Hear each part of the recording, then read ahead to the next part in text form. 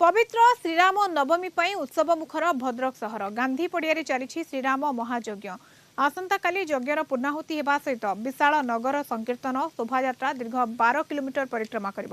विशाल नगर संकीर्तन शोभायात्रा को किपरि शांति श्रृंखलार सहित समापन कर जिला पुलिस पक्षर व्यापक व्यवस्था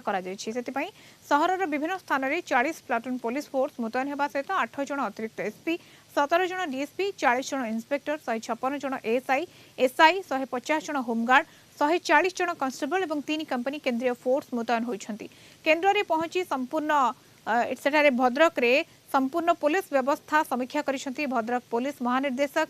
एवं विनय तोष मिश्र ये पूरा अनुध्यान करिसेंती स्थिति को एपरिकी से भद्रक एसपी सहित विभिन्न संवेदनशील अंचल गस्त करी पुलिस सहित आलोचना करिसेंती पवित्र श्रीराम नवमी महोत्सव को शांति श्रृंखलार सहित समापित करने पुलिस पक्षर समस्त व्यवस्था करी सामाजिक गणमाध्यम उपरे स्वतंत्र नजर रखा सहित पेट्रोलिंग व्यवस्था को कड़ाकड़ी पुलिस